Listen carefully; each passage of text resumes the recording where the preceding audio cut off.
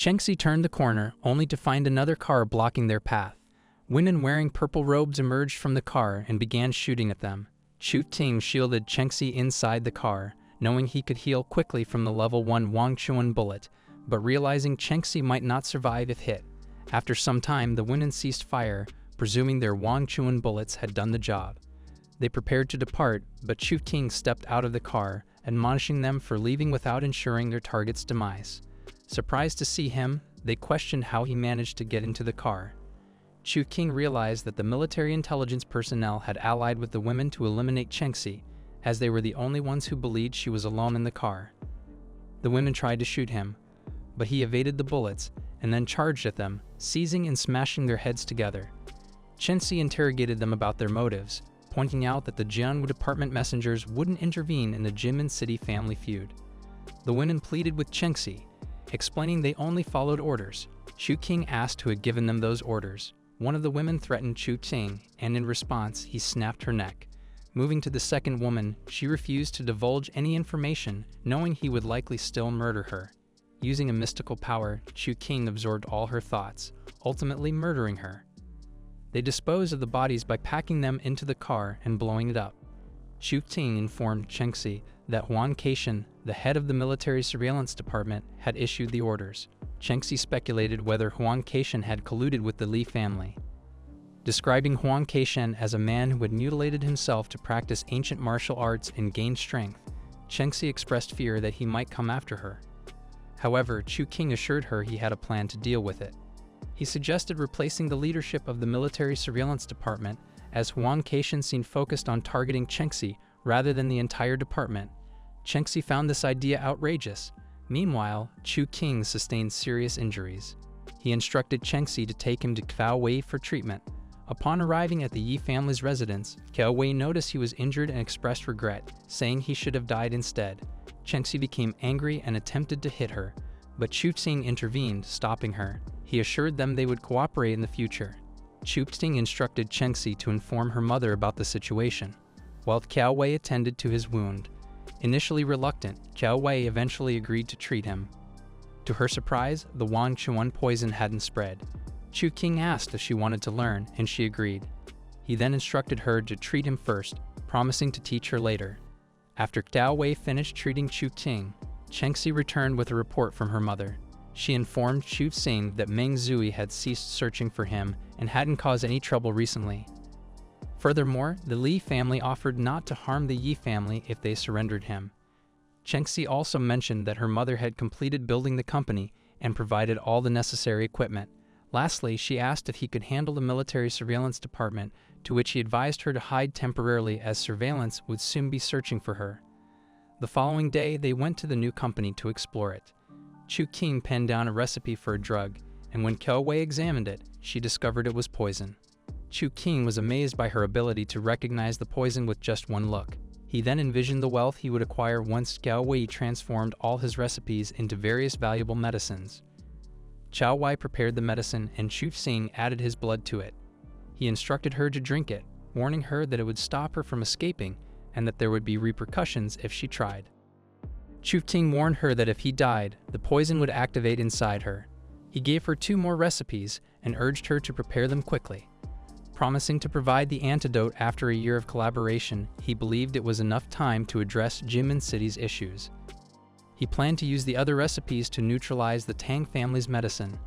When Chu Qing informed him that Mayor Xing Lei demanded Mr. Jian's presence at the Xing family residence, he went there. Although Chengxi worried he hadn't disguised himself, he assured her that Xing Lei already knew his true identity. He encountered Xing Tao, his sister's boyfriend, and left Chengxi with him while he met the mayor. Upon meeting Xing Lei, he inquired about the reason for her summons, and she showed him footage of Li Yan engaged in sexual activity with Huang Keishan. Later, Chu Qing asked her to intervene using her influence to rescue his sister from Meng Zui, but she declined, insisting he handle his own affairs. Xing Lei explained her animosity toward the Li family and her allegiance to the Tang family. They talked about the Tang and Yi families, comparing them. Chu Qing wanted to write something down, so he asked for paper and a pen. After writing, he gave the note to Xing Lei to pass on to Gong Yu. When Chu Qing left, Xing Lei asked about his plans, but he kept them secret. She teased him, saying if Ming Zui harmed his sister, she'd marry her son to Tang Xian. This annoyed Chu Qing. He returned to Chengxi and explained he needed to remove Huang Keishan to protect her. To do this, he needed certain things. He asked Chengxi to come with him to Jia Yu's place. Jia Yu was thrilled to see him, thinking he was dead. Chu Qing requested the finest jade and special materials from Jia, who provided them. Chu Qing paid him handsomely. Before leaving with Chengxi, Chu Qing transformed into Mr. Jian and disguised his face. As they traveled back, Chengxi mentioned to Chu Qing that if they managed to survive the crisis, she would marry him. Chu Qing smiled in response, promising to ensure her happiness as Mrs. Chu for the rest of her days. He reassured her, mentioning that Huang Keishan would meet his end within 3 days. Their path led them to the new company, Yi's Pharmaceutical. Inside, Chu Qing utilized the jade stones he had acquired to craft imitation dragon scales. Chengxi was surprised by this revelation, suggesting they could sell these as products and earn a significant sum. However, Chu Qing dismissed the idea, stating he wasn't interested in such trivial matters. When Chengxi inquired about his intentions, he refused to disclose them, focusing instead on creating more imitation dragon scales. After some time, Chu Qing encountered Qiao Wei.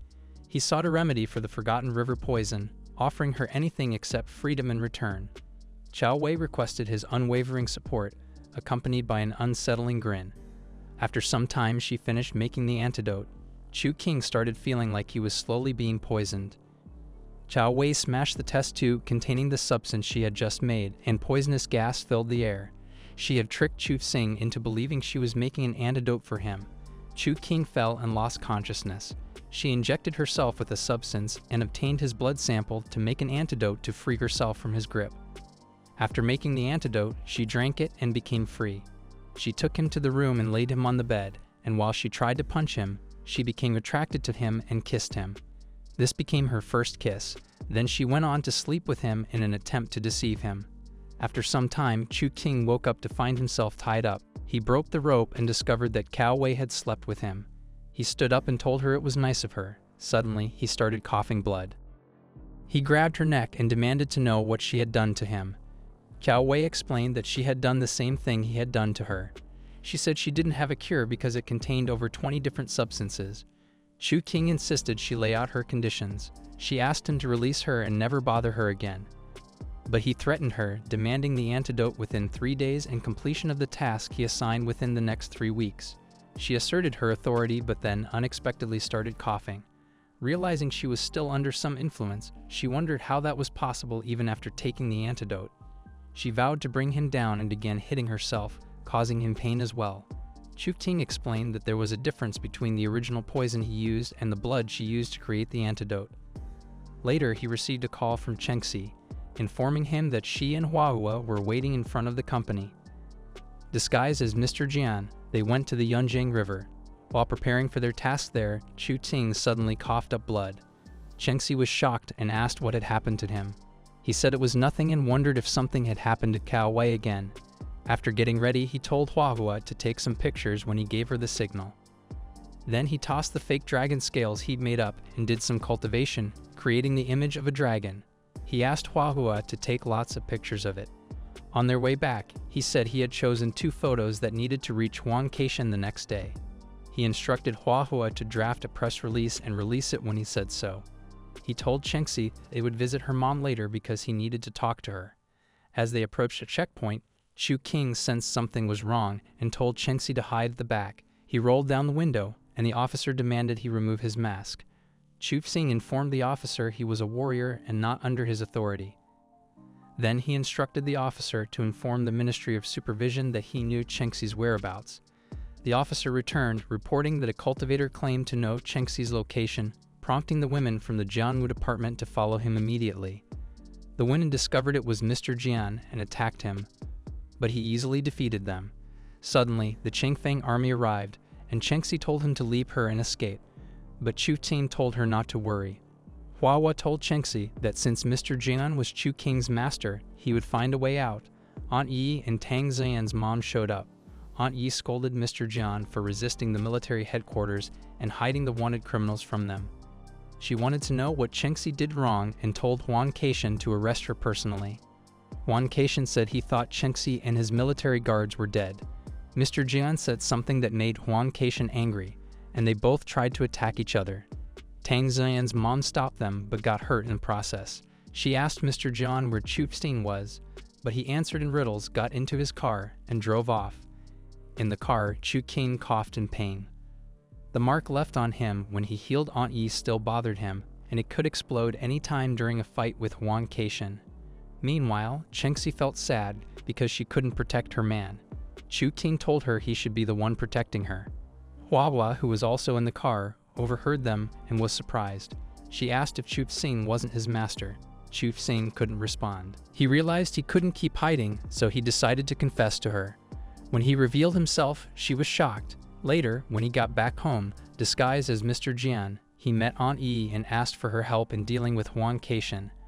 Aunt Yi was shocked and warned him about the danger of going after Huan Keishan, who was a powerful government official. Although Aunt Yi suspected that Mr. Jian might be Chu Qing, she didn't say anything. Mr. Jian explained his plan to Aunt Yi and asked if the Yi family had any media connections. Aunt Yi confirmed they did. After their conversation, Mr. Jian went to check on Cao Wei's well-being. When he arrived at Cao Wei's place, he spotted her. She was upset, muttering curses while holding some medicine. Startled, she turned around when he suddenly spoke. She hadn't realized he was behind her. He inquired about the medicine, and she grumbled about having to work overtime and stay up late to finish it on time. He offered to lessen her workload if she begged him. He also extended the deadline for completing the medicine, which made her happy. Chu Qing teased her, and she started complaining, but Chu Qing kissed her, quieting her down. He cautioned her not to tell anyone and carried her to her room so she could rest. After laying her on the bed, she remembered kissing him while he slept the day before. She began blushing, but Chu Qing, feeling disgusted, left immediately. Then she took out her phone and scrolled through Chu Qing's pictures. She had taken several while they were together that day, trying to capture the moment. The following day in the technology department, one of Huan Keishan's workers showed him some pictures of a dragon in the lake that Chu Qing had sent. He got rid of the worker because he didn't want anyone else finding out about the dragon. Huang thought the dragon was hiding treasures, not knowing that Chu Qing was setting a trap to murder him. Meanwhile, Yi Qingmei and Chu Qing were at the lake. Chu Qing, also known as Mr. Jian, got a call informing him that Huan Keishan would soon arrive. Chu Qing used his magical abilities to create a whirlpool in the lake, and they both went into it to hide from Huan Keishan. After a while, Huan Keishan showed up and stood near the lake, thinking he had discovered a treasure. However, Chu Qing and Yi Qingmei emerged from the lake. When Huan Keishan tried to shoot them, Yi Qingmei disarmed him with a kick, and Chu Qing attacked him with his sword. Huan Keishan fell into the lake and died. Mission accomplished. But suddenly, a real dragon emerged from the lake with Huan Keishan in its mouth. The dragon swallowed Huan Keishan and charged at them, trying to attack. They quickly dodged its attack, but the dragon almost swallowed Yi Qingmei. Chu Qing rescued her and led the dragon away. It chased Chu Qing as he flew off. Yi Qingmei immediately called Chengxi to spread the news about the Yunjiang dragon. She informed Chengxi about the real dragon, shocking him. The news spread, prompting Tang Ziyan's mom to send her people to the Yunjiang River right away. Meng Zui also found the news interesting. Meanwhile, the dragon continued chasing Chu Qing in the river. Wondering why there was a real dragon, Chu Qing thought that the river might be its main habitat. He leaped out of the water and hid in the forest. Suddenly recalling the dragon seal technique, Chu Qing remembered he hadn't mastered it during training. Nonetheless, he attempted it instead of doing nothing. As he practiced the dragon seal technique, the dragon suddenly charged at him. He used the dragon seal to capture the dragon. The dragon broke loose and tried to attack him again. He used the seal once more and tied up the dragon. He started thinking about the treasures that dragons possess. Dragon body parts are valuable treasures, but the most important treasure is the innate dragon key. This innate dragon key is what truly makes a dragon, and if someone obtains it, their cultivation level will skyrocket. He thought about Gong Yu and believed that this innate dragon key could save her. He summoned stones to fall on the dragon. The dragon broke free again, and he used the dragon seal for the third time. He drew his sword and slashed the dragon's throat, causing it to release its innate dragon key. However, Meng Zui suddenly intervened and stole it. Chu Qing was furious and tried to attack her, but she resisted him. He demanded that she return it, and she realized he was Chu Qing. Taking off his mask, Chu Qing negotiated with her, saying that since she had taken the dragon key, she should free his sister. However, she argued that she had obtained the dragon key on her own and didn't need his help. This made Chu Qing even angrier, and he attempted to attack her again. She warned him that she would murder him if he did anything harmful. She then tried to use the power of the dragon key she had just absorbed, but was shocked to find that it all went into her lower abdomen and disappeared. Hurriedly, she left, leaving Chu Qing wondering what had happened. He returned to check on the dragon, which was writhing in pain and now powerless because it had lost its innate dragon key. Chu Qing saw some people arriving and warning others about a dragon in the forest. He wondered how they had found out about the dragon. He decided to go to the Yi family's house to meet Yi Qingmei. When he got there, he found out that she was the one who had spread the news. Chu Qing realized that this was why Meng Zui had suddenly shown up. He then told Yi Qingmei that since news of the dragon murder Huang Keishan had spread and everyone was busy talking about it, they could take a break. The next day, he went home to visit his parents. They were surprised to see him. His mom called him into her room and asked about his sister. She told him to tell her everything, as his sister Chengxi had already filled her in. He was surprised by how his mom managed to get Chengxi to talk openly. She explained that she had called both Chengxi and Huahua. Chu Qing understood that the women didn't want to mislead his mom, so they shared everything with her. He shared everything with his mom and vowed to rescue his sister. His mom cautioned him that he must never keep secrets like this from her again, or else he shouldn't return home. He then thought that since his mom was from the Chu family, she should also be a martial artist. His mom didn't want to talk about it, but he told her that besides being a warrior, he was also a doctor. He scanned through her body and discovered that her meridians were broken. He asked her who did it to her, but she told him not to worry because she had done it herself. He understood that the Chu family had forced her to do it and promised to destroy them. Then he told his mom that he would try to cure her, but she doubted that she could be fixed since there was no cure for that kind of injury. Chu Qing went to Yi Pharmaceuticals to find a way to cure his mother in Ganyu. Meanwhile, at the Xing family residence, Xing Wei and Xing Lai discussed the fake dragon scale stone they had found in the forest, which Chu Qing had planned to deceive people into thinking the dragon was not real. Xing Lai said she would have thought it was fake if she had not seen the dragon herself. Chu Qing cultivated for some days, stepped into a new soul realm, and eliminated the poison Qiao Wei had put in his body. Chengxi told him he should go with her to pick up her sister, who had just arrived. As they waited for Chengxi's sister, Xiao Wu, Gong Yu's agent, arrived at the airport. Chu Qing had invited her to join Jinmin as the new head of the military supervision department after he had dealt with Huang Keishan. Chengxi's sister arrived, and Xiao Wu left to handle other matters. Chengxi introduced Chu Qing as her boyfriend to her sister. Yi Wanqing, Chengxi's sister, quickly began to scold him, warning him not to cause trouble for the Yi family. They left the airport, and on the way, Chengxi asked Chu Qing if he could help cure her sister. He responded casually, still annoyed by what her sister had said earlier. Later, he inquired about the illness, and Yi Wanqing began to explain. She recounted how she had been unable to identify her illness since she was 5 years old. She would faint regularly, and her health deteriorated until she was confined to bed. They had consulted renowned doctors, but none could provide a cure. One doctor even predicted that Yi Wanqing would not live beyond 30 years. Now 27, she had only 3 years left. However, Chu Qing remained nonchalant in his response. At Yi Pharmaceuticals, Chu Qing felt jealous because Chengxi was busy helping her sister and didn't pay attention to him. Chengxi brought Qiao Wei to check her sister's health. They used fancy machines in the lab to test her, but everything came back normal. Yi Wanqing revealed that a doctor had given her special medicine that keeps her alive.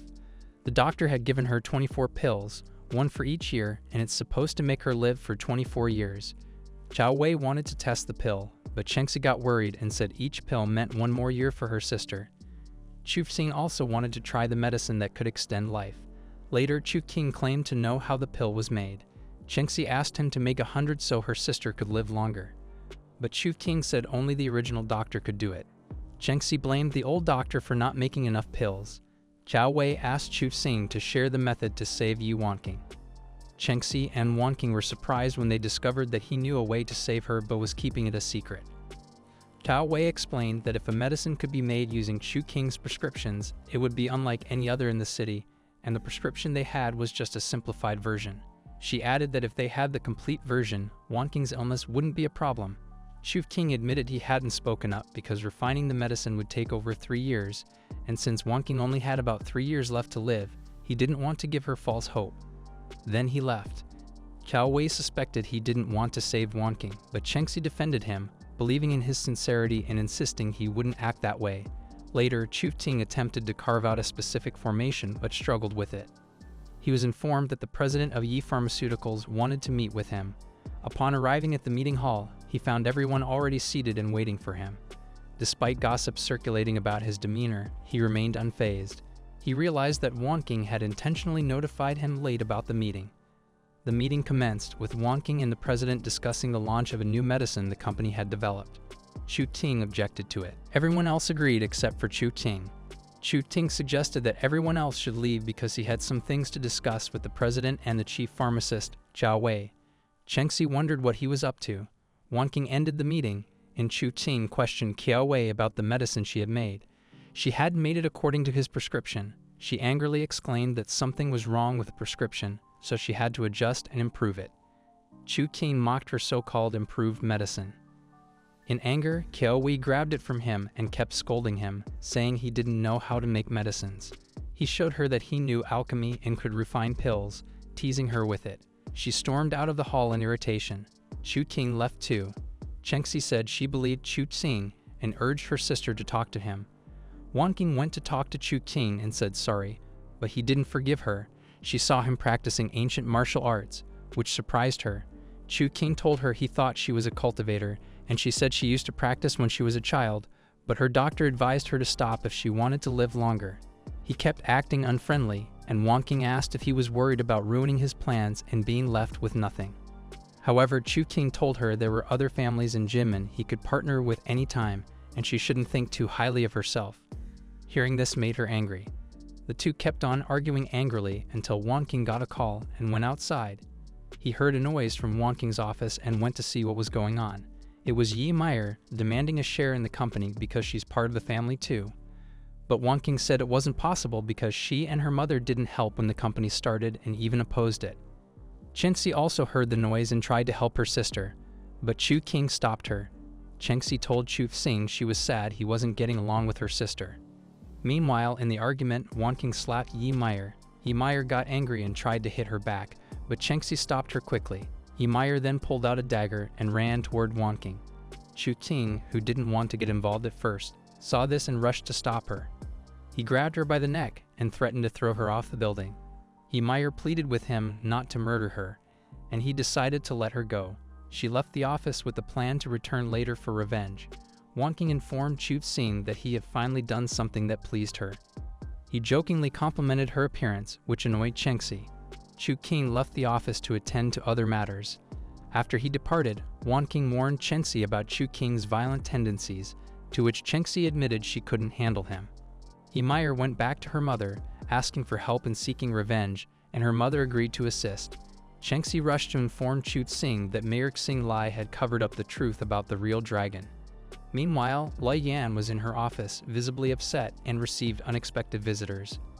At Yi Pharmaceuticals, Chu Qing prescribed some medicine, and Qing approved it immediately, allowing the company to begin production. Chu Qing admired her decisiveness and acknowledged that she deserved the position of president. Suddenly, he received a call from Jia Yu and went to meet him. Jia Yu inquired about the rumor regarding the dragon, but Chu Qing quickly stopped him from discussing it further. Chu Qing was talking to Jia Yu about a new pill that Yi Pharmaceuticals was about to release. He thought it would get really popular fast and outdo the Li and Tang families. He asked Jia Yu to help spread the news. Then Chu Qing went back to the Yi family's place. There, Cao Wei told him the new pill would be out either the next day or in 2 days. Later, Chengxi and her sister came to tell him that Yi Qingmei was in trouble. She'd fallen into a trap set by the Li family, and they'd captured her along with the new pill. They warned Chu Qing that the Li family had skilled fighters and were aiming to ruin the Yi family. He asked for Yi Qingmei's location, and Chengxi said she'd guide him. Chu Qing planned to go alone, but Chengxi insisted on joining, so he knocked her out and left her with Qing. With the address in hand, Chu Qing rushed to rescue Yi Qingmei and the pills. Along the way, he realized he couldn't manage it alone. That's when he decided to call Meng Zhu for backup. He had promised to do anything she wanted to convince her to assist him. So when she asked for his sword and mask, he assured her that he would give them to her. Standing up, she prepared to aid him but then remembered her belly and declined, saying she couldn't go. This angered Chu Qing because he had to plead with her before she agreed to help, despite his previous kindness towards her. He reasoned that he had to find Xiao Wu if things continued this way. Upon reaching Yunshan Mountain, he intervened in the fight between the Li family and Yi Qingmi, disguising himself as Mr. Jian. When Lai Yan urged Mr. Jian to help murder Qingmi and offered him everything the Yi family had promised, he declined. Instead, he insisted on staying in the fight because they had attacked his disciple. The Li family then launched an attack, and Chu Qing defended himself with his sword, using the Thousand Flower single slash technique. However, the move was just for show and couldn't deal much physical damage. He used it to buy time until Xiao Wu arrived to help them. Suddenly, he saw an older man named Wu Dunren, the master of the Swordsman Hall. He perceived he was a real cultivator with a high cultivation level. It felt like he was meeting an acquaintance in a land of strangers. One of the Li family members, Zhang Hudong, attempted to attack Qingmei from behind, but Chu Qing saved her and took the hit instead. The guy discovered Huang Keishan's mark was on him and realized he murdered him. The Li family attacked Chu Qing, and Zhang Hudong attacked Qingmei, leaving a poison mark on her body just as she had much earlier before Chu Qing healed her. Chu Qing reasoned that he couldn't escape with the Yi family and wondered why Xiao Wu had not yet come. He absorbed the poison from Qingmei's body and got weaker. Lai Yan attempted to use this opportunity to attack, but Wu Dunren stopped her. He told Chu Qing that the Swordsman Hall needed a sorcerer and asked if he would be willing to take the position. A few moments later, after the Li family had agreed to murder Qingmei and lead Chu Qing, Dunren told Chu Qing that he would only lock his veins. Chu Qing refused to let him, and they soon started fighting. Chu Qing realized he couldn't beat the old man because he was at a disadvantage and Qingmei was in danger. He thought about how they could escape. Suddenly, Xiao Wu showed up with a gun. Everyone was surprised to see her except Chu Qing, who had called for her, of course. Lai Yan was surprised that she came to save the Yi family and told her the supervision department shouldn't interfere in family wars. Lai Yan tried to attack Qingmei, but Xiao Wu aimed the gun at her. Huang Keishan's master told Lai Yan not to worry too much because Qingmei had already been poisoned and would definitely die. She replied that he had said the same thing last time, but Qingmei was still alive. Afraid of Xiao Wu, the Li family left. Xiao Wu told Chu Qing he owed him a favor and then left. Yi Meyer and her mother arrived and pretended to care about Qingmei. Meanwhile, Yi Meyer's mother was angry that Lai Yan couldn't murder her sister even with the chance she gave her. She took out a poison needle and tried to murder her sister herself. Qingmei suddenly said there was an imposter among them. This made Yi Mei stop what she was about to do and quickly hide the needle. Yi Mei responded by saying she would find out who the imposter was and make them pay for it. Chu Qing caught her off guard by replying that she should go ahead and murder herself then. She continued to pretend, and Chu Qing attempted to attack her, but Qingmei stopped him and instructed Yi Mei on what to do when she returned home. After she left, Chu Qing asked why she had stopped him, even though she knew she was the imposter. She replied that it wasn't time for her to face the consequences of her actions yet. Chengxi and Wanqing arrived, relieved to see their mother unharmed. Chengxi was angry and refused to speak to Chu Qing. Back at Yi Pharmaceuticals, Chu Qing and Qingmei stepped aside to talk. Chu Qing learned that the poison in Qingmei had been activated and he couldn't cure it. He informed her that she had only about a month left to live. She asked how long it would take for the poison to weaken her, and he said only 3 days. Qingmei entrusted Chengxi to him and asked him to take care of Wanqing as well, despite the trouble she had caused him. She revealed that she had felt insecure ever since she discovered that their father was a spy from the Li family. He played a role in poisoning Qingmei while she was pregnant with her, leading to her incurable illness. He became depressed and eventually took his own life. Qingmei explained that the feud between the Li and Yi families couldn't be resolved, so Chu Qing shouldn't be fooled if the Li family ever talked about making peace. This made Chu Qing wonder why she hadn't murdered Yi Mei when she betrayed the Yi family. Qingmei explained to him that Yi Mei used to be the rightful heir of the family. However, after her mother's passing, Qingmei was chosen as the next heir instead, which caused Yi Mei to hold a grudge against her. Chu Qing was surprised by this revelation. Later, Qiao Wei emerged from the operating room and updated them on Jingshu's condition. Jingshu, who was injured during the Li family's attack, would remain unconscious for several days, but her life was no longer at risk. Wan Qing instructed Qiao Wei to check on her mother. During the examination, Qiao Wei noticed something amiss, but Chu Qing stopped her from disclosing Qing Mei's condition and urged her to keep it a secret. Wan Qing became curious about their exchange, but Qiao Wei reassured her that Qing Mei was perfectly fine. Qing Mei left to attend to other matters, and Wan Qing took Chengxi to another room. Meanwhile, Qiao Wei questioned Chu Qing's intentions, suspecting he might be planning to take over the Yi family's assets since Qing Mei's health was deteriorating.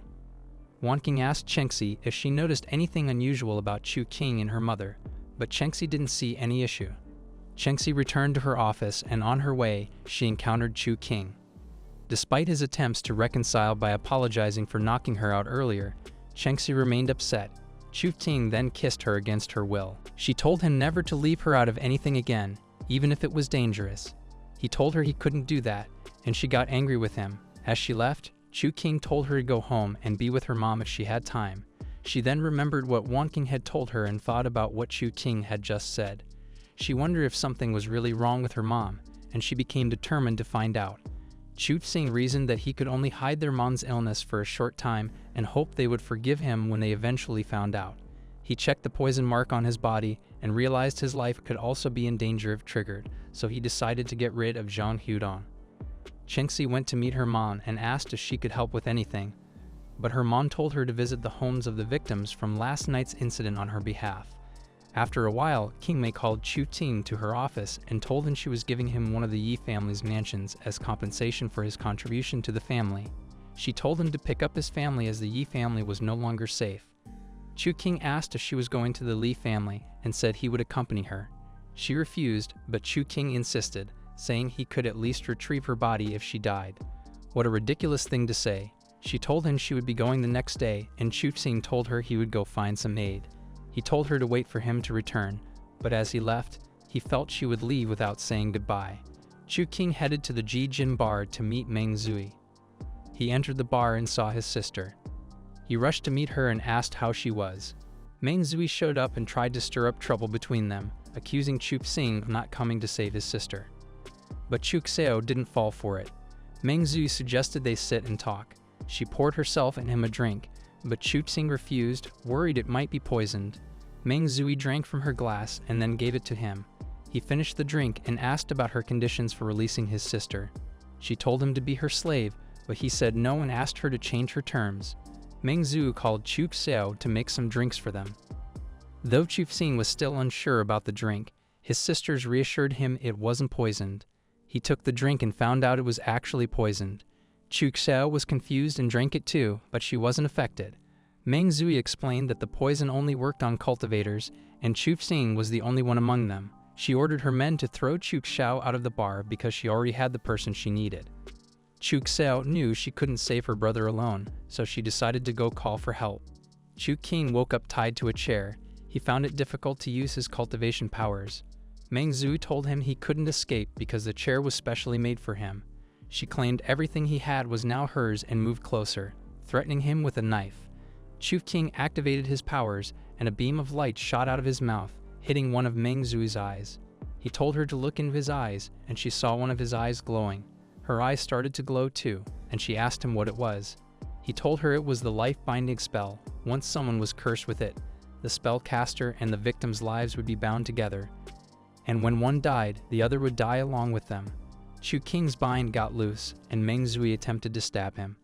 Chu Qing grabbed her hand and asked why she hated him so much, even wanting to sacrifice her life to murder him. She freed her hand from his grip and attempted to attack him again, but she slipped and fell. Chu Qing asked what was wrong and said she hadn't progressed, even though she had swallowed the innate dragon key. She got angry. She told him she had released his sister and told him he should leave too. He tried to settle things with her, but she disagreed with him. Then he told her he needed her help with visiting the Li family the next day. She refused, but he told her she wouldn't be alive if he died. He also told her Qing Mei was dying, so she planned to visit the Li family. He said Meng Zui would know why Qing Mei wanted to go there, but he didn't know, which was why he came to find her. He offered to give half of his new mansion if she helped him, otherwise she would die too if he died, and he left. Meng Zui was angry as she now had no choice but to help him. Later, Xing Wei and a few other women from the Xing family returned with Chu Qing to rescue his brother. However, Chu Qing had already left by the time they arrived. As he was leaving, one of the women from the Xing family was surprised to see him.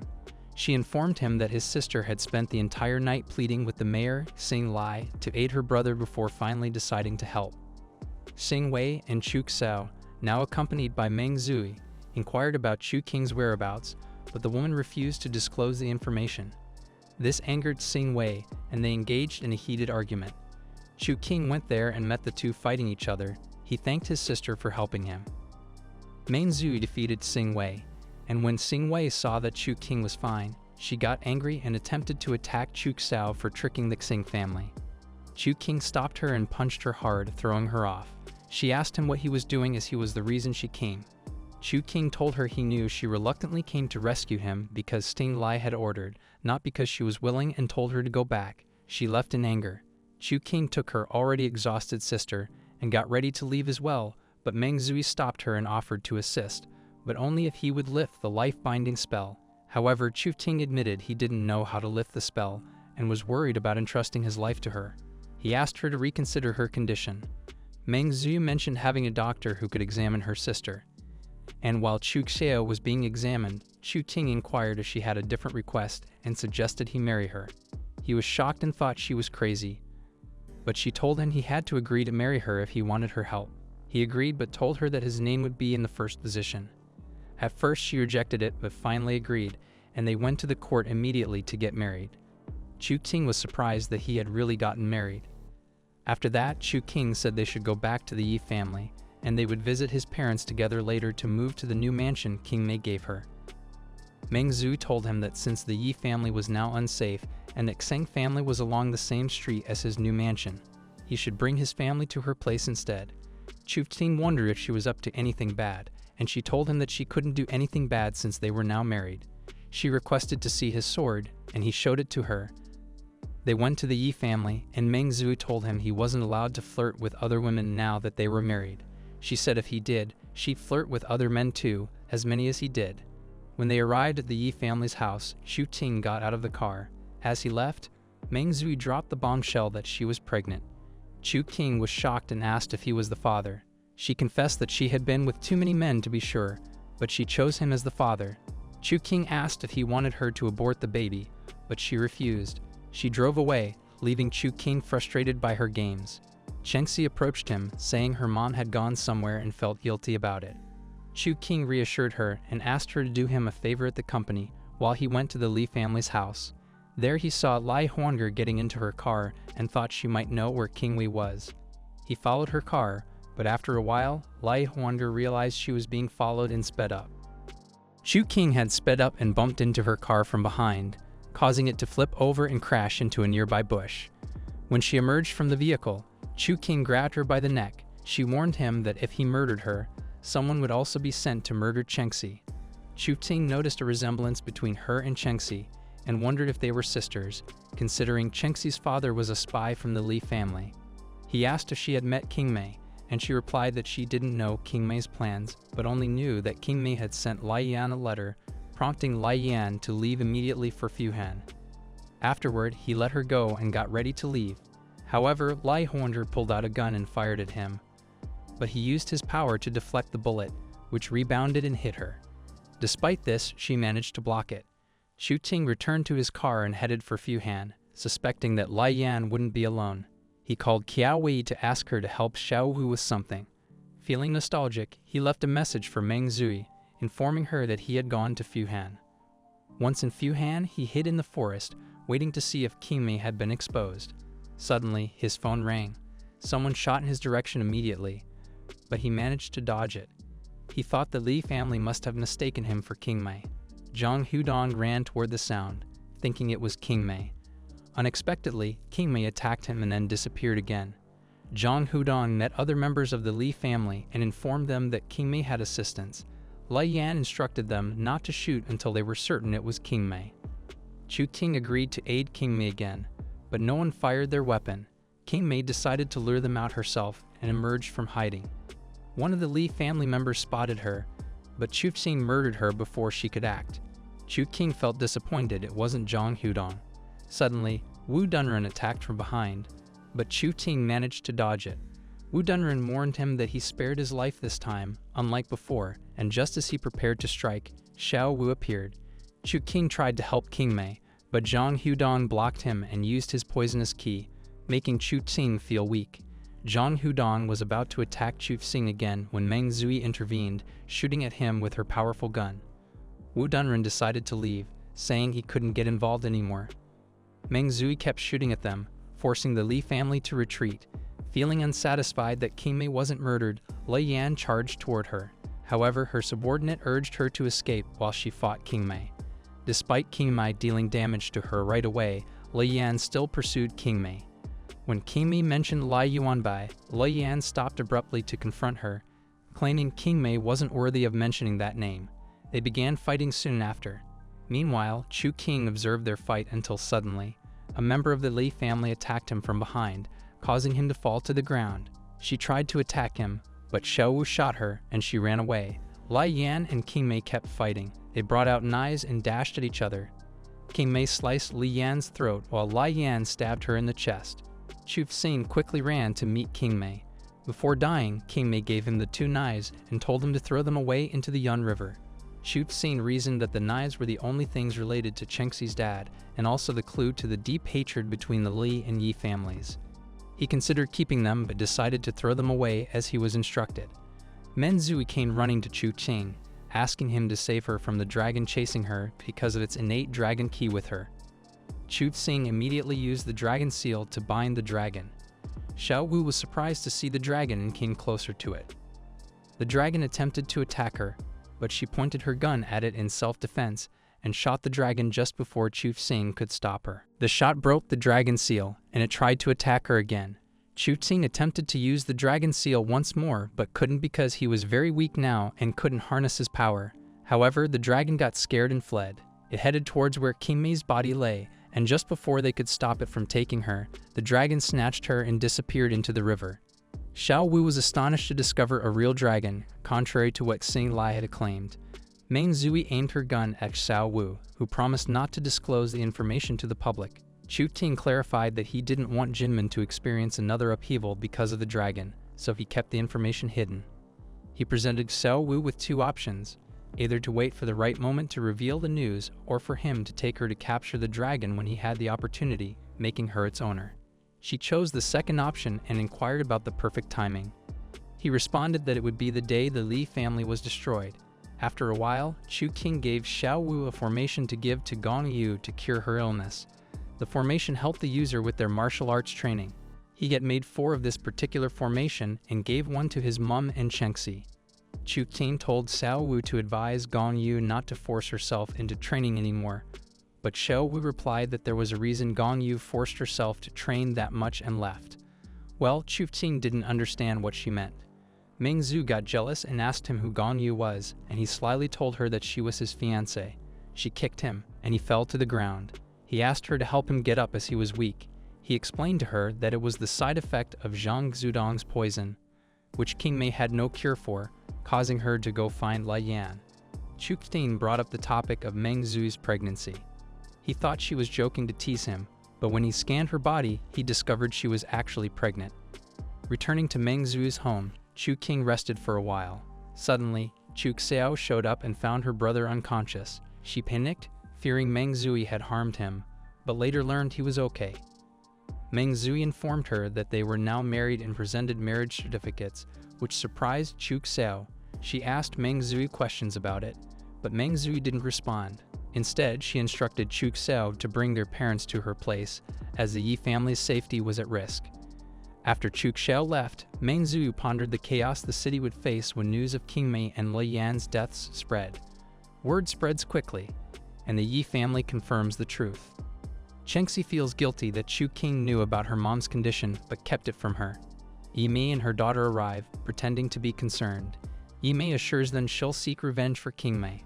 Despite knowing Yi Mei's deceitful nature, Yi Wanqing reassures her not to worry, as she and Chengxi plan to avenge their mom alone.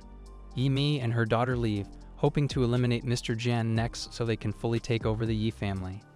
Tang Xian's mother also learns of the news and instructs one of her subordinates to gather more information. The Li family is also determined to seek revenge for Lai Yan. Chu Qing suddenly woke up, finding his parents by his side, which surprised him. He wondered why they were at Meng Zui's house. Chu Xiao explained that Meng Zui had asked them to come because the Yi family wasn't safe anymore. Chu Qing realized he had been asleep for 2 days and imagined how chaotic the city might have become. He hurriedly got dressed and went to Yi Pharmaceuticals. Yi Wanqing questioned why he hadn't informed them about their mother's injury. He implied that it was his mother's decision not to tell them. Wanqing suspected he knew how to heal her but chose not to. Chengxi remained silent, staring at him sadly. Feeling too tired to explain everything to them, he simply told them he was also deeply saddened by Qing Mi's death and that he wouldn't gain anything from her passing that would make him not want to cure her if he could. Chengxi, overwhelmed with grief, couldn't accept the fact that her mom had died. She clung to the hope that she was only somewhere trapped. Wanqing then asked him why he had come to them, and he explained that Qing Mi's dying wish was for Chengxi to become the head of the Yi family. Wanqing suspected his true intentions, thinking he wanted to marry Chengxi after she became the head of the family so he could become the master of the Yi family automatically. Chu Qing agreed, and Wanqing dismissed him. As he left, she asked about their mom's dead body, and Chu Qing told her that the jade dragon had swallowed it in the Yunjing River. Wanqing got angry and tried to grab him, but she ended up breaking down in tears. However, Chengxi didn't say anything to Chu Qing. He left and ran into Qiao Wei. He questioned her about the pill she was making, warning her that he would blame her if anything went wrong. After he left, he thought about the need to refine some nurturing pills for the poison in his body. Once he finished refining them, he went to Meng Zui's place with his last jade stone. Upon seeing her, Chu Qing decided to use his powers to detect whether the baby was his, but Meng Zui avoided it. Chu Qing began coughing blood from using his powers as he had yet to recover from the poison. He gave her the jade he had brought and took his leave. He had no choice. He had to protect the baby, but he sought to find the true father and murder him. Meng Zui wondered what the jade was for and dropped it, assuming it wouldn't benefit the baby. She lay on her bed and tried to sleep but couldn't. She was disturbed by thinking about the jade, so she decided to try absorbing it, but she felt some pain and quickly dropped the jade. However, she realized that the baby was fine and discovered that the jade contained pure inner power, so she started cultivating with it. She thought about Chu Qing and revealed that the baby was actually his, and she had just been trying to provoke him. That night, Zhu Bukun and his other friends met Chu Qing. They told him that they had been focusing on cultivating and had made great progress. They asked him when he would return to school as Tang Xian had been throwing tantrums since he had been absent. Chu Qing asked them what they planned to do after graduation, and they told him they might enroll in university and move on with their lives. Chu Qing asked them if they had ever considered dropping out and pursuing what they wanted. Zhou Bukun replied that they really loved dealing with society and asked him if he could help them speak with Tang Xian so they could be accepted into the Tang family. Chu Qing told them he could introduce them to Kuxing Mengshu, and they were shocked. He told them he wanted them to join Kuxing Mengshu and work in the management department. Zhou Bukun asked him if he worked for Kuxing Mengshu, and he surprised them when he said he was married to Meng Zui. They asked him what he wanted them to do, and he instructed them to find every man connected to Meng Zui. They all reported to Kuxing Mengshu Company the next day, ready to resume work. Chu Qing was surprised that they had really quit school. He introduced Chuxin, Meng Zui's assistant, to them as the one in charge of them. Chuxin reported to Meng Zui that Chu Qing brought his classmates, and Meng Zui wondered if Chu Qing gave her the jade stone in exchange for bringing his guys to her company. At night, Chu Qing met Chengxi in a park. Chengxi told him she didn't know why he treated her so well, even though he didn't want the Yi family's legacy. Chu Qing told her it was because she was easy to persuade and told her he would stay by her side until the Yi family rose to become the strongest family in the city, with her as the patriarch.